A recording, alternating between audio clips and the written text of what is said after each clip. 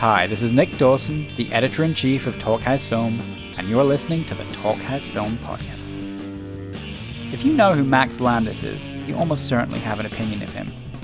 If you don't, well, here's a thumbnail sketch. Landis is a prolific screenwriter, though frankly, that's an understatement. In 2015, he published on his website a blog post entitled "A List of Every Script I've Ever Written for Those Crazy Enough to Read It," which gave log lines for the 71 feature screenplays he'd written during his then 29 years.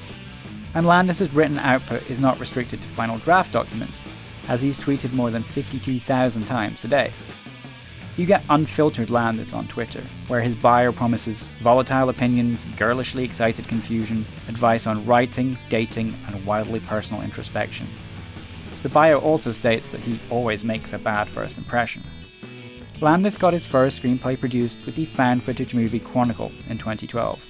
He loves playing with and putting his own unique spin on existing forms, genres, and stories.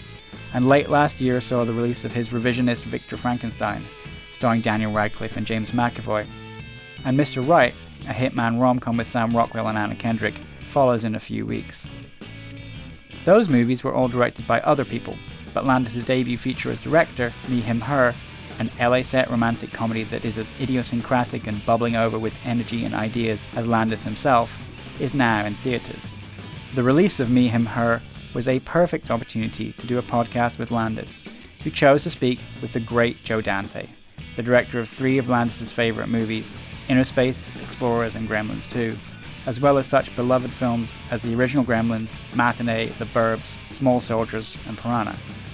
Dante, who is friends with Landis' father, John Landis, has known Max for years, and so the two immediately dove into a conversation that covers, in addition to Me, Him, Her, Max's ultimate screenwriter tattoo, the great directing wisdom he gained after making this film, fake movie announcements, the particular thrill of watching a film in a theatre with an audience, the death of big movies with personality, and a pretty phenomenal pitch for Gremlins.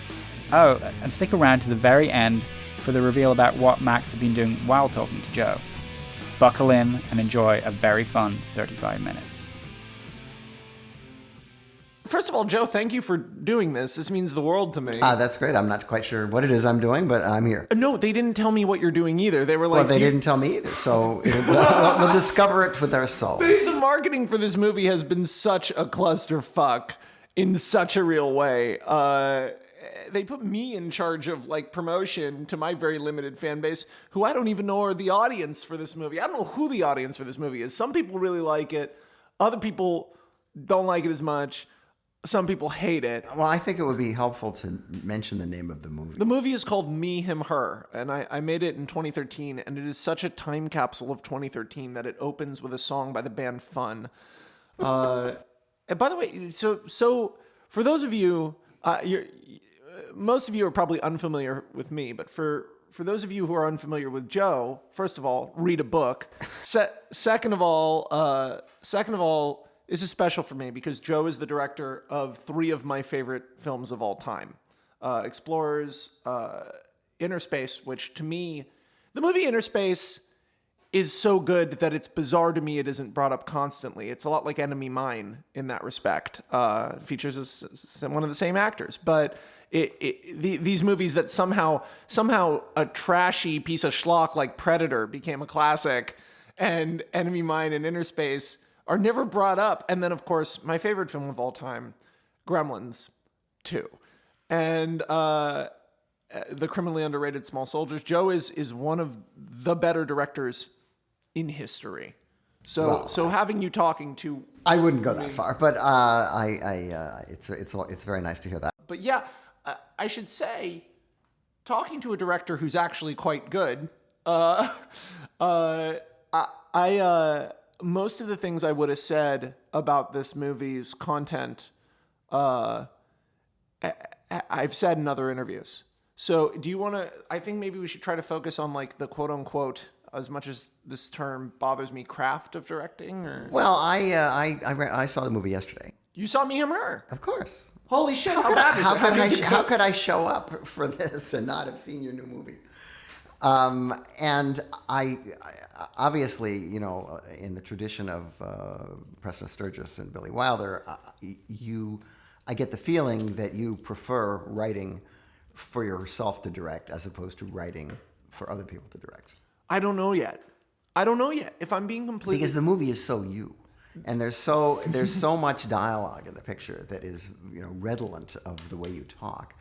And also the second lead is sort of a Max Landis kind of character. He's a little more basic bitch than me. He's a little less weird of a guy than I am. Well, that goes without saying. But, and another thing that's interesting about the movie is how out there it is in its sexuality without being exploitive or, it's not an exploitation movie. It's more like an Altman movie. It's a bunch of characters in a situation that they have to deal with, and there are extreme moments in it, but it's very well cast, and it looks great. I don't know how much it cost, but or how long it took you to shoot, but it really looks good. It's incredible that you say that, because the main thing, I think it looks great too. The main thing I see in reviews is how it looks like a cheap sitcom, which is just not real. Well, I don't think that's true, because cheap sitcoms don't have so many location shots. Oh, thank you. Thank you, Joe. No, it's also an LA movie. Yeah. I mean, it's a quintessential modern LA movie. It's about people of a certain age and how they behave and what they do and where they go. I admit that sometimes it's hard for a geezer like me to relate to the things that they do, because I haven't done those things for a number of years. But I thought it was refreshing and fun and in a weird way very personal. It was extremely personal. Well, that you said, like, writing for me to direct. The reason I directed this one is because it was very personal. I never intended to be a director. I've become one more and more just in my YouTube presence. And I enjoy it so much that I sort of thought, yeah, this is the one I'm going to direct. I thought I knew how to direct this one better than any of my other stuff. But in reality, all of my stuff is tonally complex. I sometimes feel really bad handing a director one of my scripts, because, like, in my new script, Deeper, I think everyone tells me, like, Deeper is so funny and so scary. And it's, like, such a great compliment. But then the producers looking at it go, okay, which directors can do funny and scary? And I realized that what's achievable on the page is not so much readily achievable in real life. Well, there needs to be a relationship between the writer and the director if they're not the same person. Yeah. And the worst thing that can happen is that somebody takes a job for the wrong reasons, for a script that they really don't like, and they think they could improve it, with their directing. That's a dangerous road to go. You can't do that. You have to be in sync about the material. And I've done a couple of pictures where I always like having the writer around if possible. Because an actor may have a problem with a line, or there's any number of reasons why you'd want to have the writer there. And I can point to many instances in my movies where things are much better because the writer was there to solve the problem along with me, and I wasn't by myself. On set, I'd hear my lines that worked on paper and didn't work coming out of the actors' mouths, and thank God I would just go change it. We would change it live. Well, yeah, you have to. I mean, if it's not working, you have to make it work. And if it means not adhering to the words, it's not Shakespeare. I mean, it's not the cadence of the words; it's the thoughts and what they mean. How dare you imply that I'm not Shakespeare? Well, I knew sooner or later it would dawn on you. But now I must tell you, I was in almost complete ignorance of this movie. I didn't know it existed until yesterday. I've been on your show so many times. I know, but you never said anything about it. Yeah, because I didn't know when it was ever going to come out. This movie has had such an uphill battle in distribution and such an uphill Well, it's battle. not alone. I mean, let's face it. I mean, movies of that, this is a small movie. And movies of that type the indie business is really falling apart. Yes. Because the number of distributors who've gone out of business is huge. So many movies are trapped in this distribution vortex. Well, I mean, they can sit around for a year, like my last picture, before anybody decides to pick them up. And then when they do pick them up, what they do is they give them the token release that they need, the 10 theaters in various places in the country for one week. I have 2 theaters. Well, John Carpenter made a picture that had 1 theater. Is that the Room or the Ward? The Ward. It played at the AMC Santa Monica at 5:00 in the afternoon. to qualify for something, whatever, something to fulfill some contract or something. John fucking Carpenter. Before it went to VOD. And now the thing about VOD is that you don't really make pictures to be seen on TV. You make pictures because you want to make pictures. I grew up, in a movie culture where we went to the movies and we saw movies with audiences on big screens, and it makes a complete difference. I mean, people who saw the Marx Brothers on a big screen with a big audience know who the Marx Brothers are, but people who've only seen them on TV have no idea who the Marx Brothers are, because it's just not the same experience. No, it's communal. But when you go to VOD, the first thing that comes up when you type in the name of your movie is the pirate sites. And there are 5, 6, 7, 8 pirate sites where you can see the movie, and the people who made the movie don't get any money. And that's how most of these movies work now. You don't get money from making feature films. You get money from doing television, because television, they pay you. You come in, you do the job, and they give you a check and it clears. For movies, it's extremely difficult to monetize, to justify taking the amount of time it takes to make a theatrical film, unless it's a studio picture or a superhero movie or. See, whenever I say this, all the yakkos online tell me that I'm negative and that I'm cynical and I'm whining and that I should shut up because people would be lucky to be one of the great things about being cynical, you're never disappointed. I'm cynical, and yet I'm constantly disappointed. It's because I think I'm not a true cynic. It's because I think in my heart, I wake up every day and I'm like, I want this day to be the best day ever. The last refuge of the romantic. Yeah, I mean, like, somewhere up my own ass is where the last refuge of the romantic is. I have this thing now I do, which helps, and it's embarrassing because it's like something you'd see someone do in an 80s movie, where every morning I look in the mirror and I say, I'm going to make someone's day better today. And I actually do this, and it's been working. It puts me in a better mood. And it's so corny. It's so corny. And no, I did it the first time as a joke. I did it, and then maybe you have a secret power that you don't know about. Well, the secret power is that then you constantly notice ways to make people's day better because you're looking for it, because you've set this goal.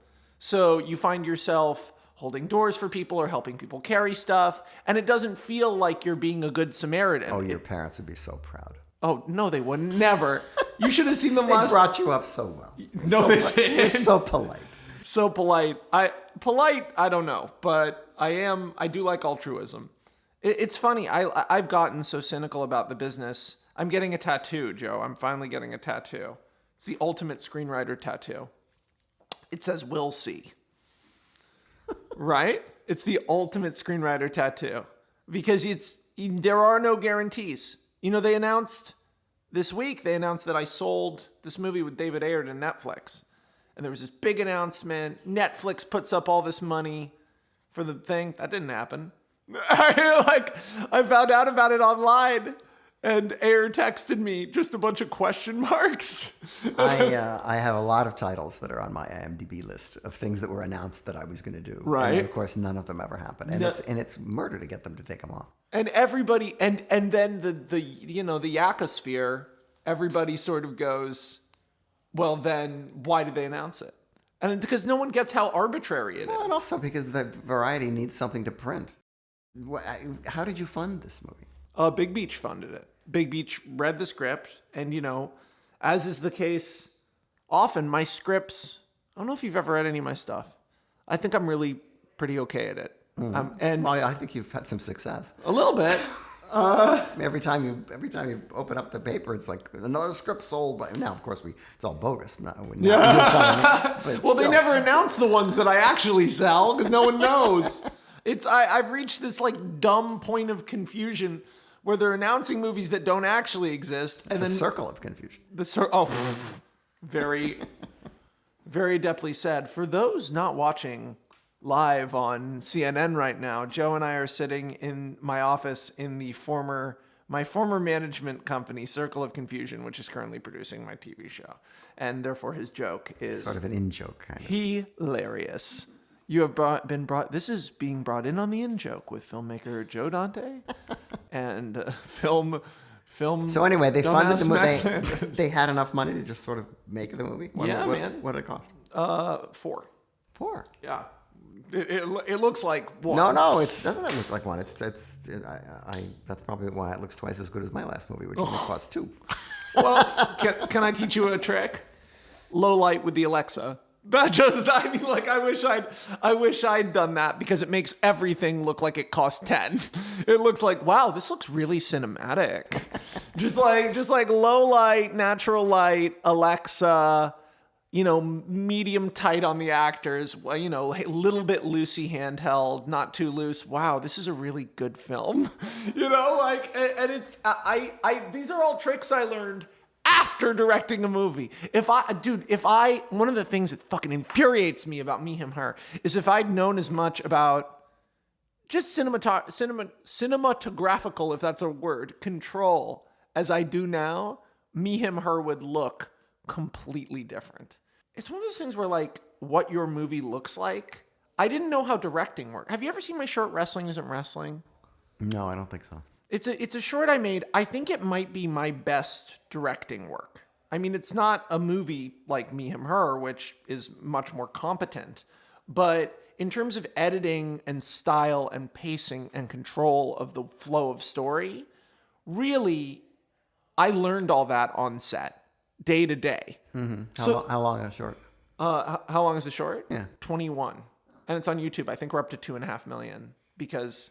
Yeah, right? It's weird, right? It's because or maybe just 2. I think Death and Returns at 2.5 or even 3. But ignore that noise. They're moving a body outside. But Jesus, what is that? It's the coffee lady. It's the coffee lady pushing the cart. But I mean, did you find? I guess I'm interviewing you, but a thing that I noticed during the movie was that I would texturally learn things about directing as it was going, and then in my head, frantically want to go back and redo scenes using what I now knew. But that will continue into your elderly years. It drove me fucking insane. That's the way it is. I mean, every time you make a movie, you learn another mistake not to make. But there are so many other mistakes waiting to be made that you never catch up.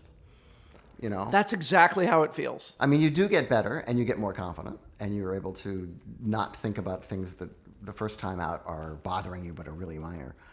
You get to compartmentalize about what's important and what you really need and what's the point of the scene, what's the moment that you really have to work on to make work, and which moments can you sort of slough off because you don't have time. Usually there's just not enough time. Can I ask you, how did you learn the biggest thing that I'm still learning, and that's better now in my shorts and better now for me on the page for having directed Me, Him, Her?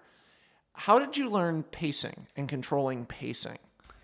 I think it's because I started as an editor. And when I got to the set of my first movie, which was co-directed by me and Alan Arkish, I had the sound unit, he had the silent unit, and we were working simultaneously, literally, with the same actors. What movie is this? Hollywood Boulevard. It's a movie about a cheap movie company making cheap movies. And the reason it was so cheap was because Roger Corman said, you can make a movie for me, but it's got to be the cheapest movie we've ever made here, and you've only got 10 days to shoot it, and you have to keep making trailers at night. That is incredible. So we managed to do it through concerted effort. But I didn't know anything about actors. I didn't know anything about movies except for the fact that I had a million movies in my head because I was a film buff.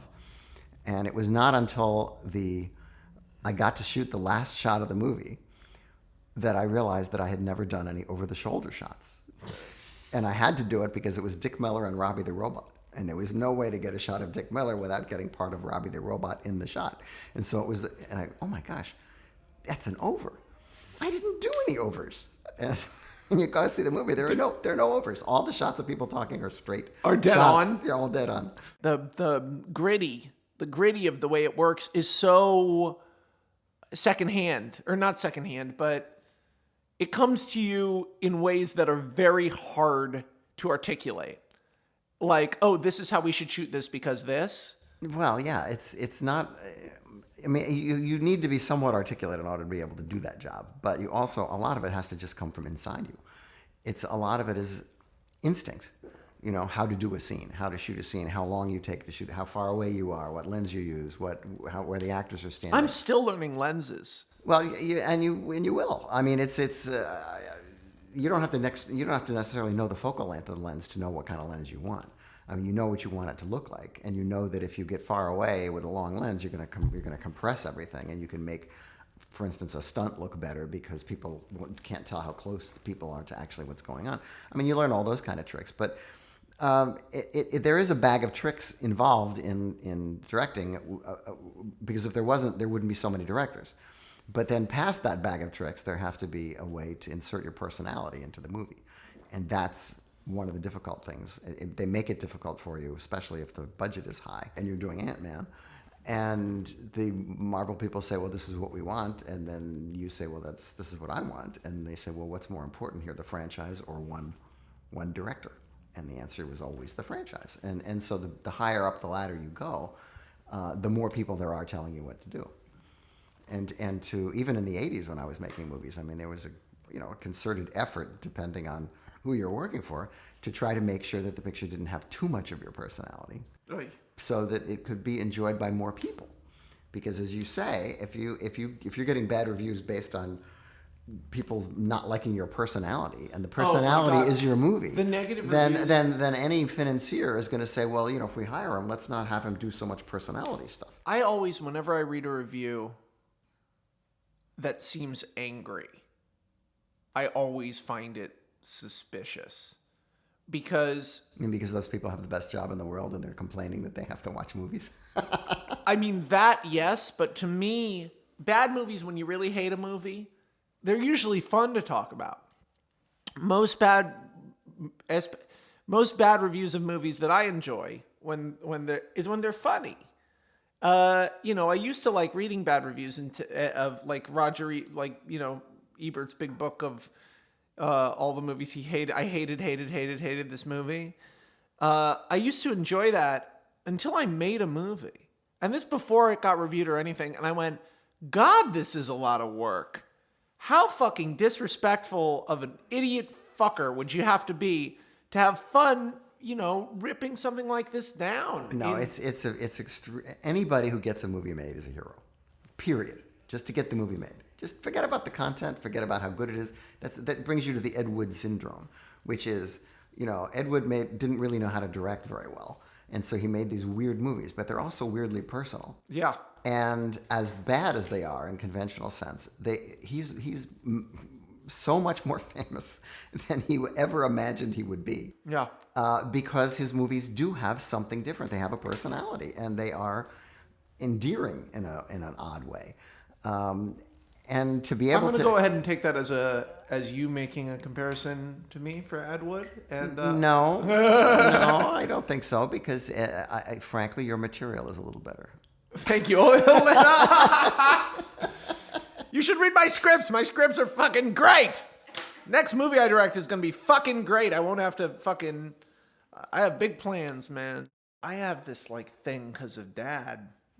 Your buddy, John Landis, where I have this tremendous instilled reverence for going to a movie theater and seeing a movie. It's like church. It's like church. Yeah. It's like church of story, which to me is the most meaningful thing. And, it bums me out, the idea that movies are becoming a less communal experience. Well, it's unfortunately true. I mean, the moment that the lights go down, there's still this possibility that you could be seeing something transcendent. Yeah, something great. And as much as I like watching, for instance, House of Cards on Netflix in a big binge, you just don't get that when you turn on your TV and you click your boxes and you go from the Netflix to the click and the thing and this, and then the little line fills up as it loads, and it's not the same as sitting in a movie theater and having the lights go down with all these people around you. I'll fucking tell you something that was incredible. Last season of Game of Thrones, there was a group in LA, who shall remain nameless, but every week we would go to a movie theater, about 100 of us, and watch the Game of Thrones on a movie screen. And Joe, let me tell you, from the moment the HBO logo came on to the end of the credits, it was feverish, incredible brilliance. And I never would have got at home. I would have been like, that was a good episode of a TV show. In a movie theater with an audience, eating popcorn, like hanging out, it was thunderously impactful. I remember I watched like the finale of Breaking Bad where Chicken Man got blown up. I watched that in a theater too, and it was like, holy shit! And I've watched that episode since. It's like a good episode of TV. But that theater, just the context of seeing it big, it changes everything. That's why it kills me that Me, Him, Her. The only way Me, Him, Her is funny, or no, other people is with an audience. But with an audience, it kills because you're like, can you believe this shit? That was true of my last picture, which was a comedy. And when I realized it wasn't going to get seen by very many people, and even theatrically, it didn't. There were like 5 people in the theater. I mean, it's not like a big crowd. Theater, yeah. I mean, you can have a screening full of people and it plays great, but you have 2 people, it doesn't play great. I mean, when I was in college, I had been to a screening of A Night at the Opera and Day at the Races in Woodstock, New York. One of those is really good. When I was in summer camp, but they're both really funny. They're both funny. And it was a little art theater, and it was completely full of people. And during Night of the Opera, people were laughing so hard that people had to leave because they were coughing and they were like not being able to breathe. I mean, it was one of the funniest things I ever saw. So when I was in college, I got a chance to bring some of my friends to see that same double bill in Philadelphia at some derelict old theater underneath a trestle somewhere.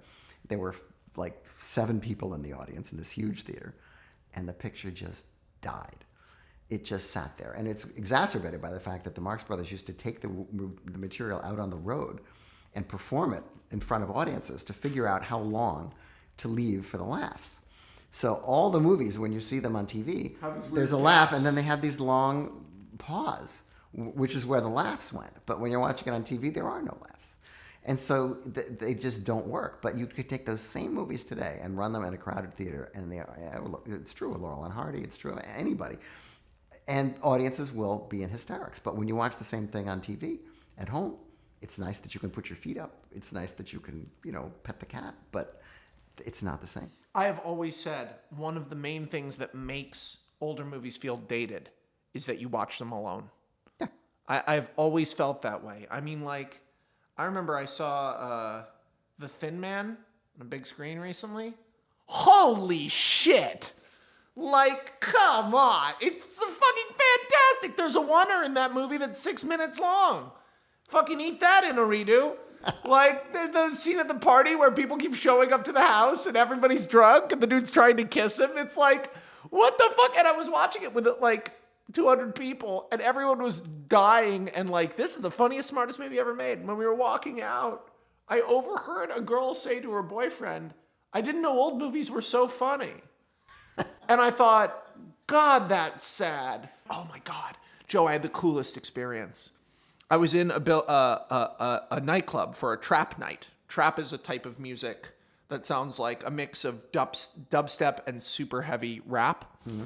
And there were girls like shaking their butts on the ceiling and like all this crazy shit and all these people going, yeah, yeah. And I was having a really good night and I was really drunk. And it was just one of these old buildings in downtown LA. And I'm walking with my friend Spencer, and we're both drunk, and we're looking for the bathroom, and there's a door, and the door is not open, but the frame of the door is broken, so the door can't really be closed. And so we go like, we're drunk, let's walk in here.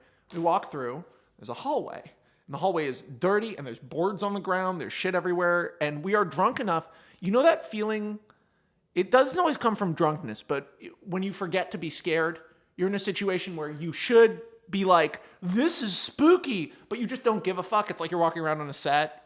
That was exactly how we felt. We walk into this creepy hallway. There's doors. We walk into another door. We're now like in the belly of this 67-year-old building in downtown LA. And there's all these pipes everywhere. It looks like The Shining. It doesn't look like The Shining. It looks like Silent Hill. And we're opening doors, and we just keep opening doors. And then I open a door, and there's this giant, just black void looking at me. And I'm like, and Spencer takes out his iPhone case and turns it on to the black void, and there's nothing in the void, even with the light. And so we walk a couple steps in, And we come around and we're behind, it's fallen apart, a movie theater screen. And we're standing on like a slightly raised platform in a fucking movie theater that must have been closed for 20, 30 years. And we were standing, we took all these pictures of us sitting in the seats, which are all falling apart. There are bugs everywhere. It was disgusting. My clothes got destroyed by sitting in the seats. But then we walked back all dirty into the trap night, and they go, "Were you in the theater?" And we're like, "Yeah." And they're like, "Get the fuck out." And they're like we got hustled out like we had been smoking crack. They're like, "You weren't supposed to be back there. Did you leave anything back there? What were you doing back there?" And we're like, taking selfies, just like, but it's how many ghosts there are in that part of LA of just what used to be down there is fucking nuts. All the closed giant like cineplex, like temples. Yeah, I think there's a lot of big empty spaces there. Giant empty spaces. Fucking incredible. Maybe your movie will play there. It'll be one of that's the theater they chose for LA. We're not going to replace the seats, but Me, Him, Her will be projected on a destroyed old screen. Did I ever tell you, I pitched briefly on Gremlins. Did I tell you what my pitch was? No. It starts as it's a found footage movie because they were like, we want to do Gremlins found footage. And I was like, that sounds like a terrible idea. No, it doesn't. No, it doesn't. Because I realized if you got a Gremlin for Christmas, you would be filming it all the time. If you got a Mogwai. So my movie started with a kid getting 2 Mogwai, both of which are good. One seems bad, but they are both sweet. And it's this girl gets 2 Mogwai that don't get along. And she has trouble. She likes one of them more than the other one. There's sort of an ugly one that seems mean. And then she's filming them constantly. And then lo and behold, they get wet.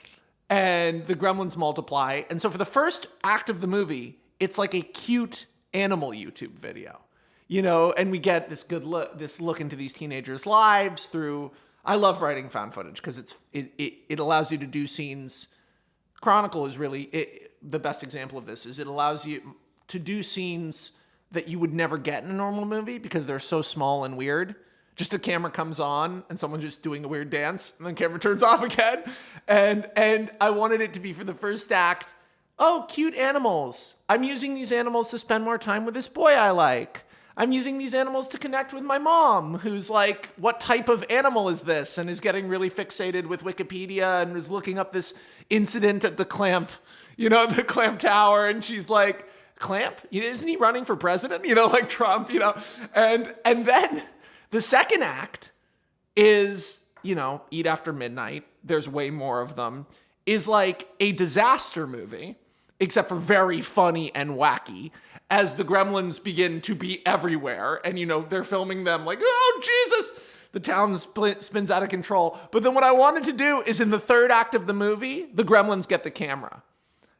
And they are filming our leads. And suddenly, since gremlins are lemurs, man, they move, especially with CG now. I'd want to have a lot of puppet gremlins, but a lot of CG gremlins, so we could have so many, like the big scenes in Clamp.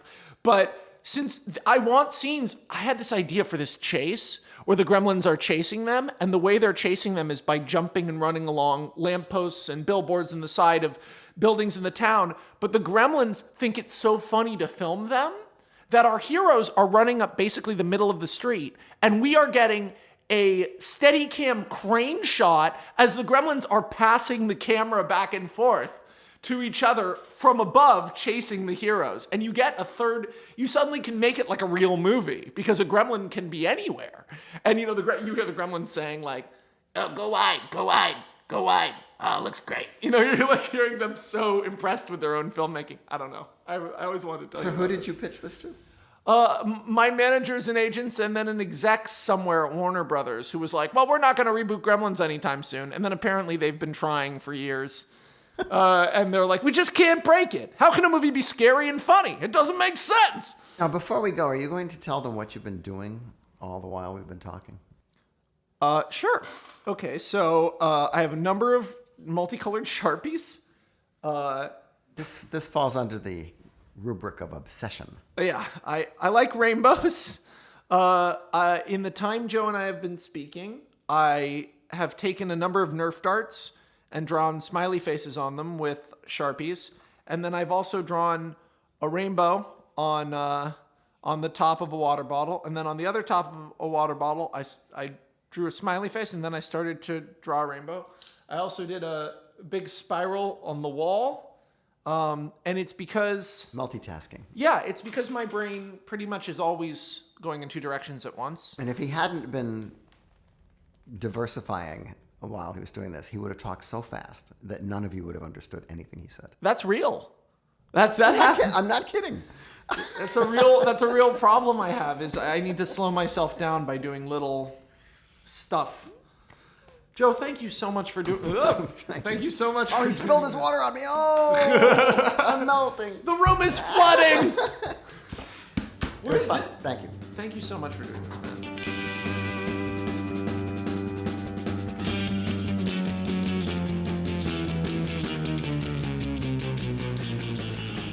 This is Nick Dawson from Talkhouse Film, and you've been listening to Max Landis and Joe Dante on the Talkhouse Film podcast.